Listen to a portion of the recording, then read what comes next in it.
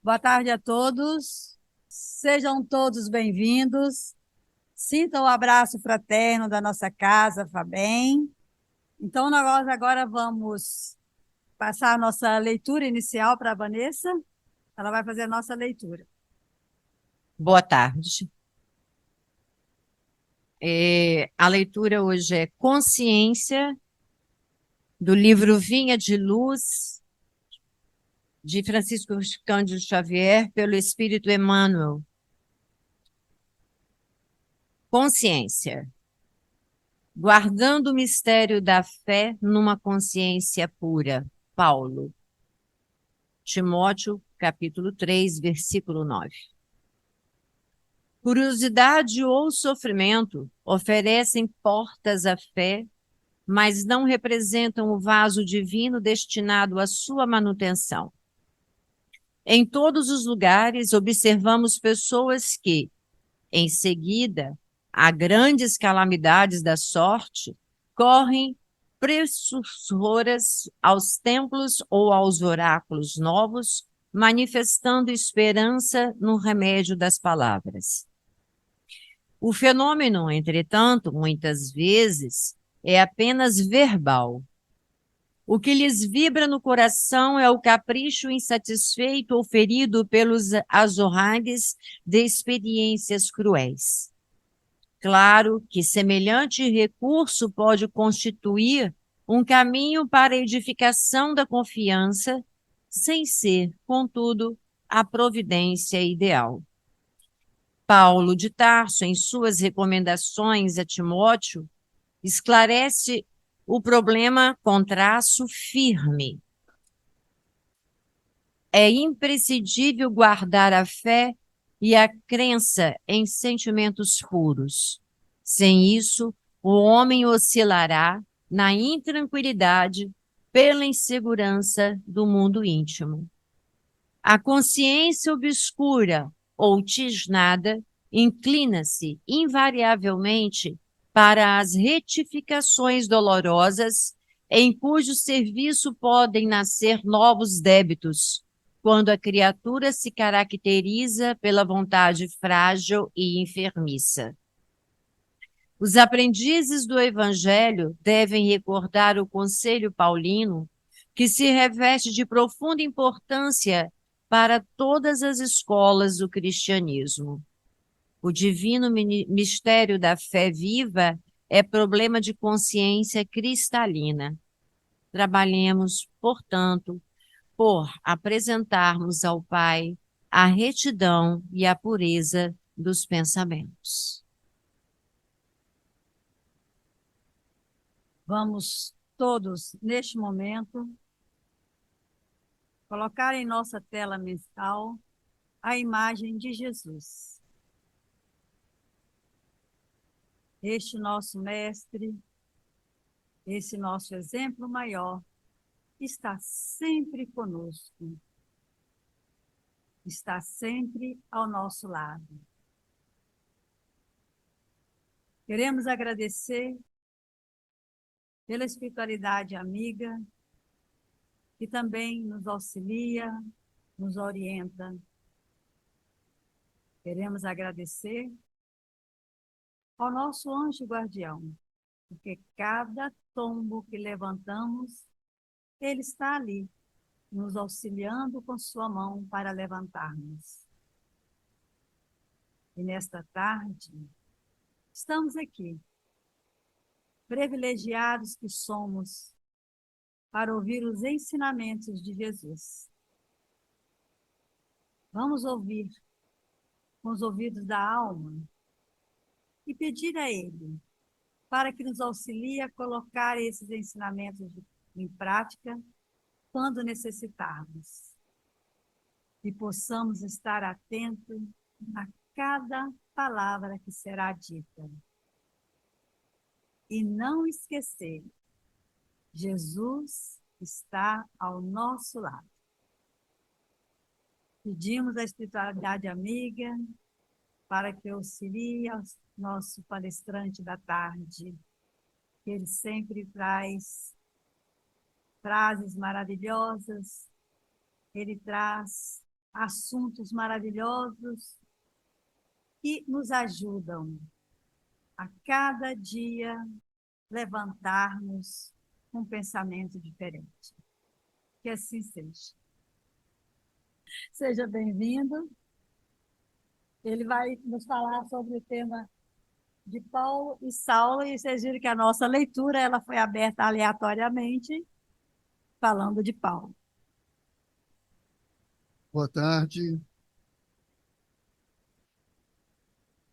companheiros, companheiras de caminhada espírita. Eu farei agora um comentário que, assim que aconteceu, me remeteu ao tema de hoje. Cheguei apavorado. Como? Cheguei apavorado com meus horários.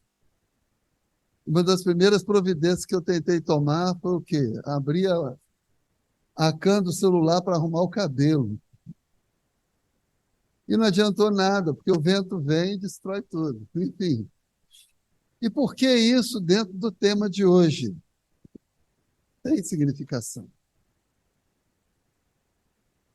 De Saulo a Paulo, o amor venceu.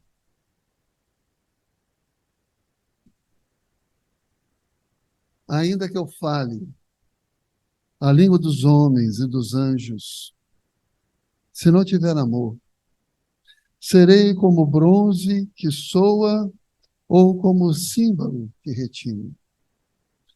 Ainda que eu tenha o dom de profetizar e conheça todos os mistérios e toda a ciência, ainda que eu tenha tamanha fé a ponto de transportar montanhas, se não tiver amor, nada serei. E ainda que distribua todos os meus bens entre os pobres, e ainda que entregue o meu próprio corpo para ser queimado, se não tiver amor, nada disso me aproveitará. O amor é paciente, é benigno.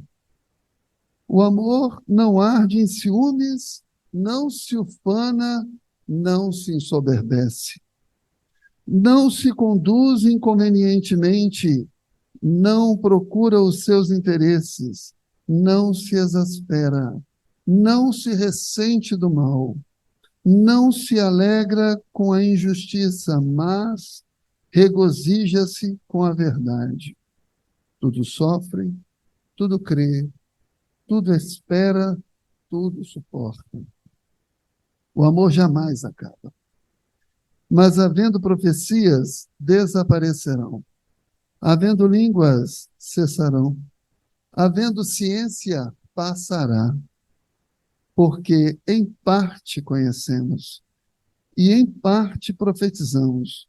Quando, porém, vier o que é perfeito, o que então é em parte será aniquilado. Quando eu era menino, falava como um menino, sentia como um menino. Quando cheguei a ser homem, desisti das coisas próprias de menino, porque agora vemos como em espelho, obscuramente, e então veremos face a face. Agora conheço em parte, e então conhecerei como sou conhecido. Agora, pois, permanecem a fé, a esperança, o amor. Estes três, porém, o maior destes é o amor.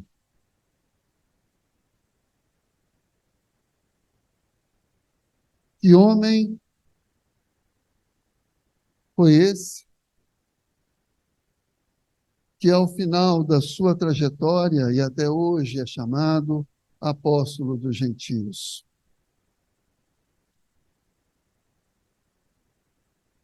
Um escolhido de Deus, um privilegiado, um destacado espírito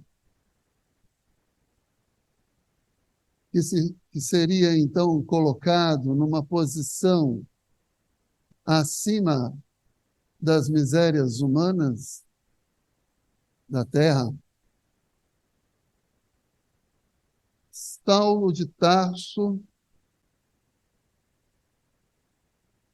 criado na formação judaica, fiel às leis mosaicas,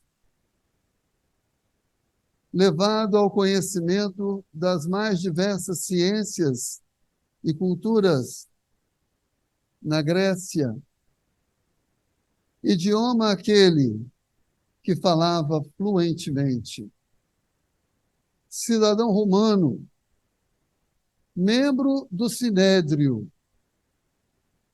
aprendiz de um dos senadores mais pacificadores e flexíveis, Gamaliel, talhado, forjado para ser um homem vitorioso. De tamanha beleza e altivez física, que era admirado e desejado por tantos, cidadão romano. Talvez devamos pensar qual foi a religiosidade que aquele homem desenvolveu na trajetória dele.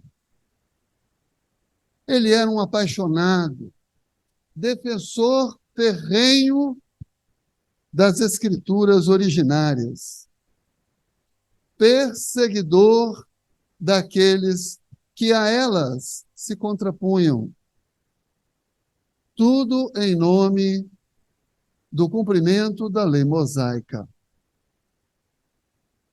Era aquele que passava na biga com os cavalos brancos, chamando a atenção de todos, que quando entoava sua voz, todos silenciavam em respeito e admiração. Mas que um dia se deparou com as circunstâncias da vida dele. Eu não estou aqui para fazer um retrato do livro Paulo Estevão de Emmanuel. Seria simplificar toda essa história, mas sim buscar refletir a figura humana desse homem que escreveu essa mais linda poesia do amor. Sentimento esse que ele pouco conhecia. O homem que hoje chamamos de apóstolo dos gentios, mas que carregava na sua história, em suas mãos, o sangue dos cristãos, ou daqueles primeiros trabalhadores do caminho. Aquele que se referia a Jesus como o carpinteiro falastrão, que se dizia tão bom que acabou morto numa cruz. E que simbolizava, na visão tosca da sua apaixonada religião, um obstáculo aos interesses dos judeus. Paralelamente, desenvolve-se a igreja no caminho, com os apóstolos que por lá ficaram, acolhendo desvalidos, maltrapilhos, e dentre tantos que chegaram até lá, Estevão, que mudaram o seu nome para se proteger de uma fuga de escravo, e que se torna o grande desafio de Saulo, seu grande adversário, imolado a mando dele, lapidado em praça pública, porque em momento algum aquele homem recuava diante dos argumentos e da altivez de Saulo ou poderoso ou imbatível. Mas, ao mesmo tempo em que aquele homem se impressionava com a autenticidade e a coerência de Estevão, ele se emocionava com a fidelidade, mas ele era Saulo de Tarso, cujos projetos de vida iam além de uma misericórdia, de um reconhecimento qualquer daquilo que não professava. Dá causa à morte de Estevão, quase à morte de Simão Pedro,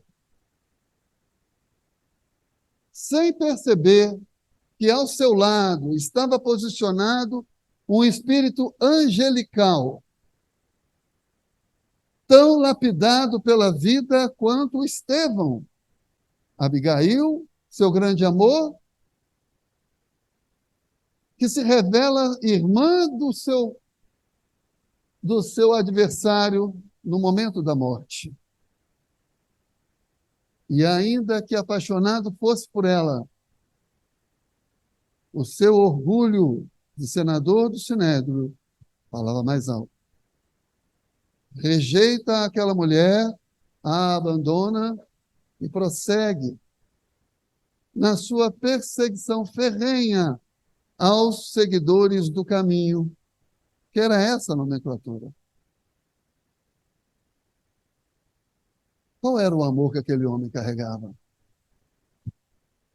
O amor que talvez todos nós, homens comuns, também carregamos. Muitas e muitas vezes, guardado, trancafiado em nossos corações, marcados pelo nosso egoísmo e pelo nosso orgulho, em que as nossas verdades, como as verdades de Saulo, são preponderantes diante de todas as outras propostas, de todas as diferenças possíveis,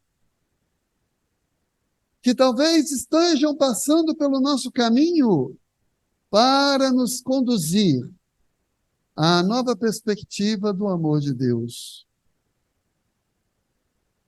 E percebemos que ao longo dessa vida de circunstâncias, Saulo é enviado a Damasco para perseguir Ananias, aquele que pregava as palavras do carpinteiro na cidade. Mas às portas da cidade é tomado de grande assombro no belo relato de Emmanuel. Jesus se lhe apresenta com doçura, com mansidão, e diz: Saulo, por que me persegues?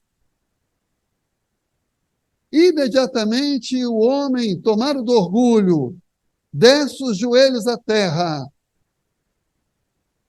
dando os primeiros sinais de que naquela estrutura exterior do apaixonado religioso do Sinédrio havia algo mais a florescer para ele mesmo e para a humanidade. Jesus, diante do seu perseguidor, diz: por que recalcitras diante dos aguilhões? Numa compreensão mais exata, ele diz: por que tantos coices, Saulo? Já que o aguilhão é a espora que impulsiona o cavalo. Aquele alazão destruidor, faminto de consideração, de respeitabilidade, ainda que pelo sangue da espada,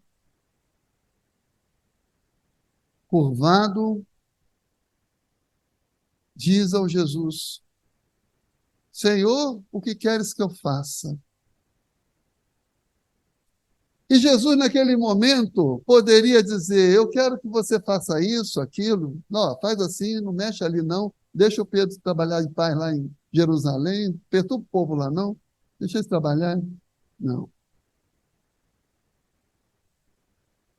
A pedagogia de Jesus era santa, como é santo até hoje em nossas vidas a pedagogia divina, em que o nosso aprendizado, o nosso crescimento, a nossa evolução não se perfaz por palavras, mas pelas circunstâncias, pelas pessoas que passam por nós, pelas pessoas que passavam por Saulo e que haveriam ainda de passar por ele, para que ele, então, conseguisse cumprir a sua grande viagem. Não aquela viagem física que ele, de fato, perfez por toda aquela região, Grécia e Império Romano, sendo o grande divulgador do Evangelho do Cristo e um dos pilares da formação cristã do Ocidente planetário. Era a viagem interna de Saulo. Ele haveria de se redescobrir. Ele haveria de buscar dentro dele mesmo todo aquele amor que um dia depois, em Corinto, ele professou. Sentimento esse, volto a dizer, que ele não era muito afeto. Jesus o responde simplesmente: entre na cidade e aguarde por 3 dias. Mas para isso, você vai ficar cego. E num primeiro momento nós poderíamos pensar, Jesus castigou Saulo. Não. Ele era manso, ele era pacífico. Com voz paternal ele acolhia aquele homem. A cegueira de Saulo tinha um significado muito além de imputar-lhe culpas ou responsabilidades. Estava em dar a ele a oportunidade de descobrir o amor ao próximo, dependendo efetivamente de alguém. Ele se encontrava sozinho, sem recursos, numa estalagem em Damasco, esperando. Mas, desperto por aquele acontecimento e começando a deixar florescer a fé da casa sobre a rocha, que ele não gostava de enxergar. E quem chega lá, Ananias, para devolver-lhe a visão em nome de Jesus. Ananias o perseguido, Ananias que era o alvo, Ananias que seria preso. E quantos outros Ananias vão se nos apresentando ao longo da nossa caminhada religiosa, em que, lembrando de André Luiz em Nosso Lar, a humanidade necessita de espiritismo e de espiritualidade, e de espiritualismo, mas o mais importante é que desenvolva a sua espiritualidade. Estava ali Ananias para dar a ele as mãos, abrir de volta a sua visão para um novo mundo, e o leva a uma igreja onde ele trabalhava, na casa de uma mulher solteira, mãe de um paralítico, uma sala alugada. E quantas vezes estamos mais preocupados com as estruturas físicas de onde desenvolveremos a nossa proposta religiosa do que com a essência que as deve habitar. Quantas estruturas nos preocupamos em ostentar, esquecendo-nos de que o templo divino está em nossos corações, em nossa formação. Saulo assim como nós, era um homem comum. Nada além disso. Que enfrentava agora um grande espelho de sua iniquidade, da sua formação, mas das suas escolhas, para revelar-se numa nova perspectiva de divulgador da palavra do caminho. E para que isso acontecesse, as circunstâncias permaneciam, em que a cada instante, a cada cidade, a cada paragem, mais um personagem se apresentava. Volta a Gamaliel, fala de suas dificuldades e é lembrado de que era tecelão. E é convidado, então, a trabalhar como tecelão e se sustentar para prosseguir na proposta evangelizadora.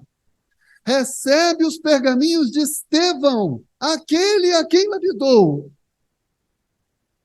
para mergulhar nas palavras do Cristo e se torna apóstolo dos gentios, porque ele justamente trabalhava inicialmente com aqueles que não professavam fé alguma, pois esses eram gentios. E com todas as dores, bastonadas e chicotadas que tomou ao longo do seu trajeto, balançava várias e várias vezes, porque humano era como qualquer de nós também o é. Com todos os desafios inerentes à nossa encarnação, com todos os embates internos, para vencermos as nossas preferências, em nome de Jesus. E essa escolha, que é o verdadeiro amor, não é nada fácil. E somente por todas as dores pelas quais ele passou, esse amor floresceu. Inclusive fugindo em cestos da cidade onde nascera, inclusive sendo perseguido e abandonado por todos aqueles em quem debitava, ou acreditava, melhor dizendo, a amizade, a proteção e a consideração. Nem mesmo a família o acolheu, embora o pai houvesse deixado um dinheiro. Estava só e agora acolhido pelos trabalhadores do caminho. E nesse seu caminhar, vários outros personagens icônicos, como Barnabé, seu fiel companheiro de trajetória, que lhe dava sustentação emocional para o seu trabalho redentor da divulgação. Timóteo, que receberam, inclusive, a carta hoje mencionada. Um menino de 13 anos, que se apaixonava pela palavra do Cristo e acompanhava Saulo de Tarso na sua caminhada. E mesmo envolvido no projeto evangelizador, Saulo gritava dentro dele. Tanto que quando Ananias o retirou da cegueira, uma das primeiras coisas que ele quis fazer era voltar a Jerusalém, entrar na sinagoga e bater em todo mundo para dizer que a verdade agora era Jesus. Quantas vezes nós queremos fazer isso? Quantas vezes nos nossos movimentos, nossos trabalhos, nós batemos no peito e nos dizemos, isso eu já ouvi muitas vezes, hein? E sem desmerecer ninguém, mas já ouvi. Sou espírita de berço. Sou espírita há 20 anos, 30 anos. Sou espírita há 40 anos. É Saulo ou é Paulo? Quando ele percebe que a estrutura de Saulo era um empeço, um obstáculo ao prosseguir mais harmônico da sua trajetória, ele assume o seu nome romano Paulo, porque o seu nome fazia as pessoas tremerem. Agora ele é Paulo, o convertido de Damasco, que mesmo convertido e trabalhando, continuava sendo Saulo. Porque o trabalho do Cristo, o trabalho evolucionista, o amor que floresce, ele é das circunstâncias, ele é do dia a dia, ele é de poucas coisas de cada vez. Ele não é um passe de mágica. Jesus não prometeu uma transformação absoluta para ninguém. Ele ofereceu um instrumento, serviço e amor ao próximo. E naquela noite, em que na caverna, Paulo, sentindo-se Saulo, abandonado, entristecido, com medo, enfraquecido, adormece, se lhe aproxima o anjo. Abigail, que jamais se afastara dele, o diz: ama, trabalha, espera, perdoa. Ama, trabalha, espera, perdoa. Porque eu estou te esperando. As 4 palavras que marcaram a vida daquele homem. As 4 palavras que nos chamam ao serviço cristão. Na nossa grande viagem interna para fazer brilhar o amor de Jesus por meio de nós. O amor de amar as pessoas como elas são. De amar como Paulo deveria também amar os judeus. De que deveria amar a todos. O amor do silêncio, o amor do exemplo, o amor da autenticidade, o amor do serviço, o amor dos olhos que olham o coração e não a estampa que alguém carrega. O amor que passa pelas ruas e, ao ser abordado por alguém que pede uma informação, um prato, uma moeda, um vintém, não se estremece e ouve. Ah, como é difícil fazer isso. Porque nós temos muitos argumentos para não fazê-lo. Eu posso ser assaltado, eu posso ser atacado, eu posso ser morto, eu posso. Mas o Cristo também podia tudo isso. E se a proposta é de ser cristão, como o próprio Paulo sugeriu e ficou, em que os trabalhadores do caminho agora seriam cristãos, amar é desarmar-se, é renúncia. E no ambiente espírita, em que devemos caminhar além das instituições, porque as instituições são terrenas, devamos agir como o próprio Chico sugeriu uma vez. Na casa espírita, se alguém cuspir no chão, eu limpo. Não é fácil. Mas esse é o desafio. E não bastava e não basta amar. Embora seja o amor o grande, maior sentimento. O amor tem que ser com trabalho, com entrega, com dedicação, com comprometimento. E eu me recordo de um amigo que já usou uma frase comigo, quando eu disse que não tinha tempo para alguma coisa. Ele disse: Marcelo, tempo é uma questão de preferência.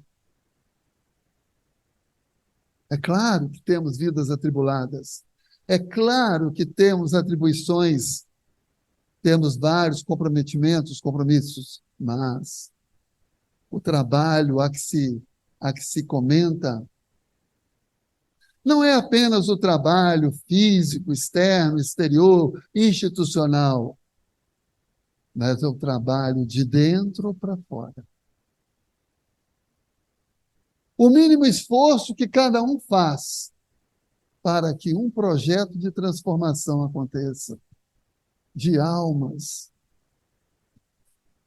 em que a caridade com o Espiritismo deixa de ser apenas um ato externo, passa a ser das entranhas do ser, da benevolência, indulgência e perdão.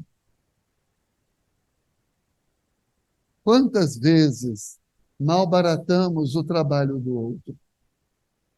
Quantas vezes falhamos no socorro necessário, possível, na mão que levanta, na mão que limpa, na mão que serve, na mão que abraça.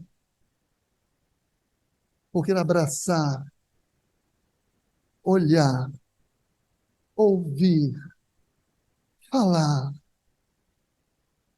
também é trabalhar. Na vassoura que varre,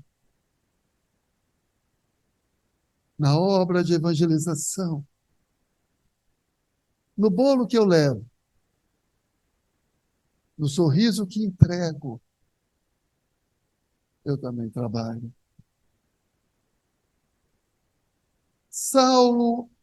Paulo era chamado trabalha. Trabalha para o outro e não para você. Espera. Espera. Não seja foito. Não seja o alazão que galopa. Não tenha pressa, mas prioridade. Espera o tempo. Espera o que é bom. Espera o tempo do outro.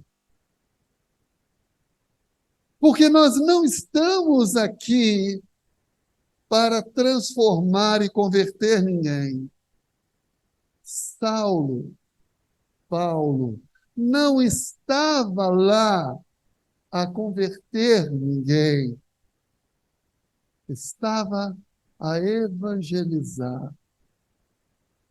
A começar pelo seu próprio exemplo de entrega. E bem sabemos todos que o Espiritismo é uma proposta de renovação pessoal e não coletiva. Tudo o mais é consequência.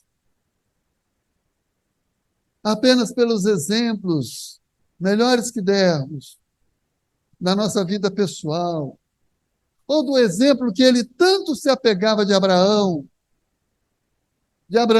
que não professava religião nenhuma, mas era o baluarte da dignidade do homem e da religiosidade divina, em que a preservação do amor de Deus está na família que não estou dizendo apenas a física, na família universal.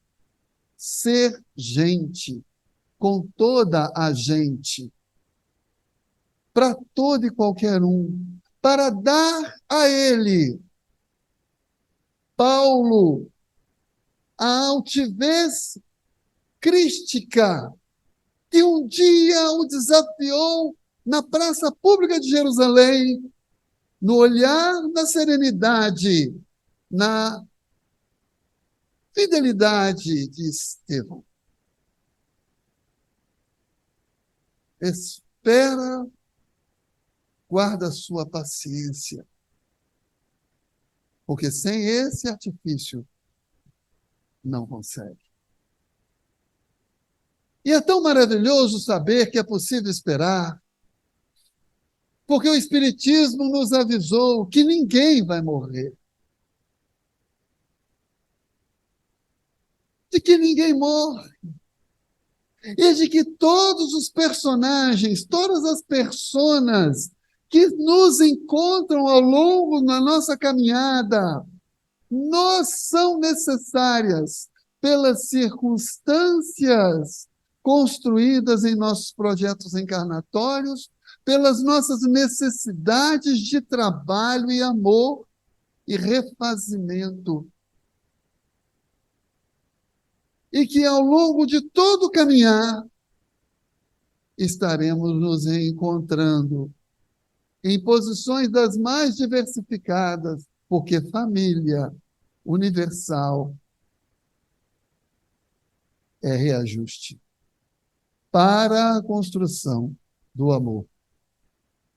E para que Paulo chegasse a essa condição de espera, em que cada bastonada, em que cada cusparada no rosto, em que cada um dos 3 naufrágios que ele sobreviveu, de todas as perseguições que enfrentou, pudesse chegar a Roma e perdoar.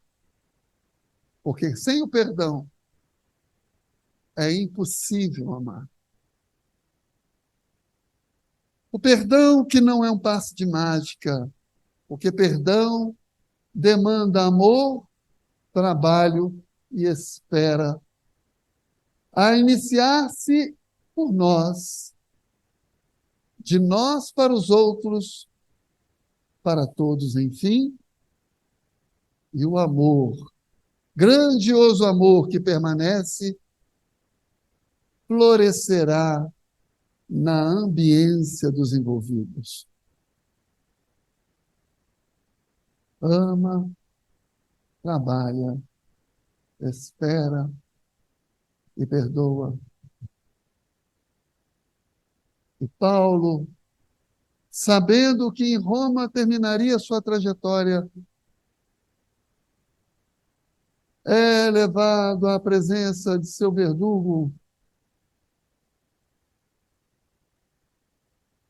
E antes que a espada descesse, ele já divisava o encontro na espiritualidade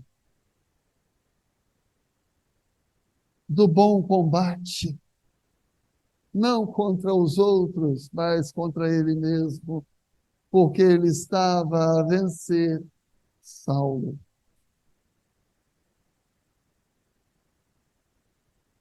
Abigail, Estevão, o Cristo o abraça.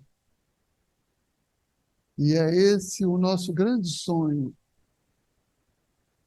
no regresso à espiritualidade, que é a nossa única certeza hoje de que somos momentos, mas de que para vivermos essa grandeza luminosa, deveremos suportar todos os nossos desafios como trabalhadores do Cristo.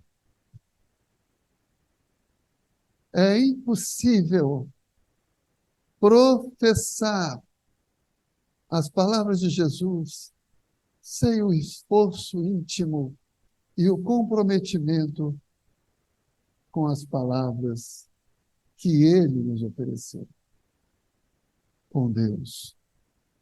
As circunstâncias nos convidam a cada instante a essa transformação, a esse amor que não precisa de gritos, que não precisa de trapos, que não precisa de guerras, que não precisa de absolutamente nada que não seja o seu coração.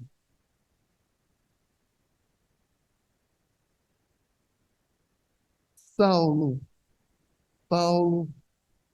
venceu. Regressou à espiritualidade. E você, todos nós, trabalhadores espíritas, se queremos o bom combate, que possamos arregaçar as nossas mangas já, com humildade, com serviço, com abnegação, para que não caiamos como tantos e tantos e tantos outros nos umbrais das nossas iniquidades.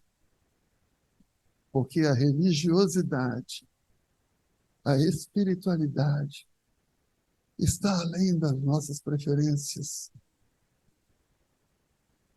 está além da nossa estampa, está além do nosso aplauso, está muito além da nossa condição de menino, de imperfeito, de espelhos obscurecidos, porque demandará o nosso esforço para encontrarmos a clareza do Cristo dentro de nós mesmos, com todas as nossas dores, com todas as nossas ofensas, com todas as dificuldades e cruzes que nos convidam a ser gente. Possamos amar, que possamos servir, possamos trabalhar, possamos esperar com os corações em festa. E a cada queda ou caverna escura de dor, de solidão, em que achemos que nada deu certo, nós confiemos os nossos corações a Abigail. Porque com certeza, todos nós temos uma Abigail que nos chamará de volta e nos dirá: eu estou te esperando.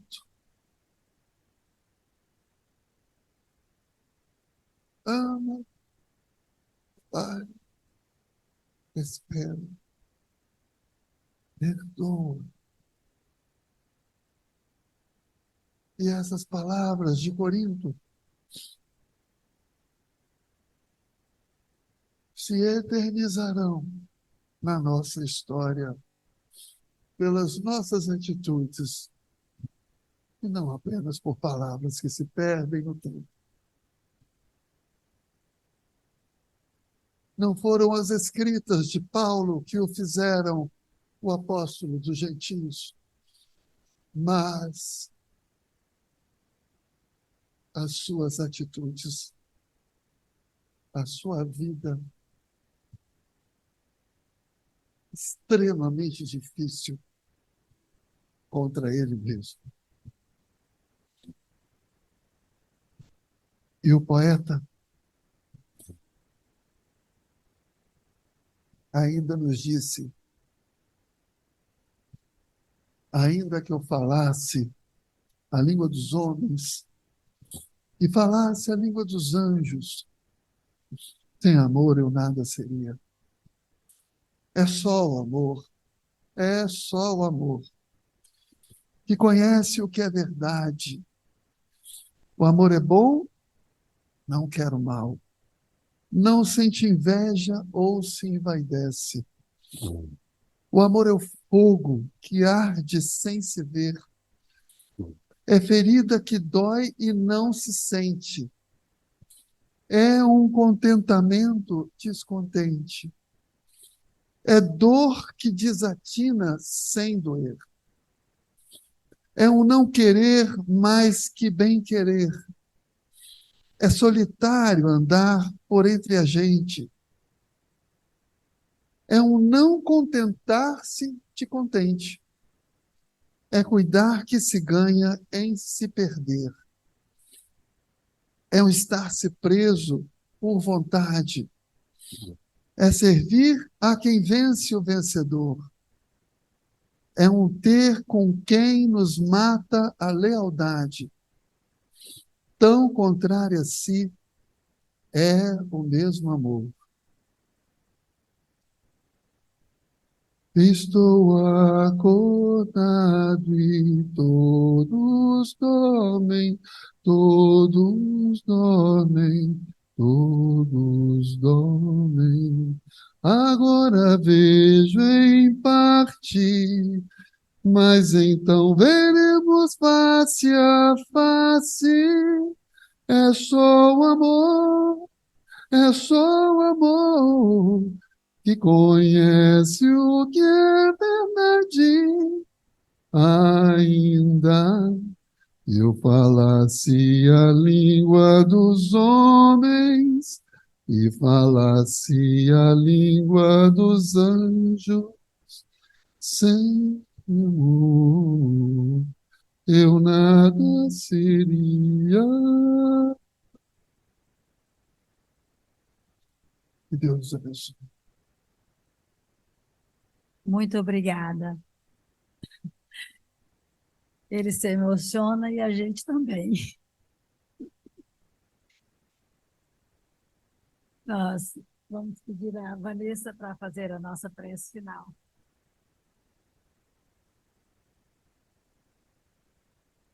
Vamos fechar os nossos olhos, elevar o nosso pensamento a Deus Pai, a Jesus, nosso Mestre, a Maria de Nazaré, nossa intercessora, e a espiritualidade perfeitora, e agradecer todos os benefícios que recebemos nessa tarde. Pedimos ainda que afastai-nos de todos o pensamento de egoísmo, do orgulho, e inspirai-nos a indulgência, a benevolência para com os nossos semelhantes, presentes e ausentes. Que a espiritualidade benfeitora ampare, nos inspire a fé, a resignação, o perdão, o auto-perdão, a caridade e o amor ao próximo. Ame, trabalhe, espere, perdoe. Que a paz do nosso Mestre Jesus esteja com todos.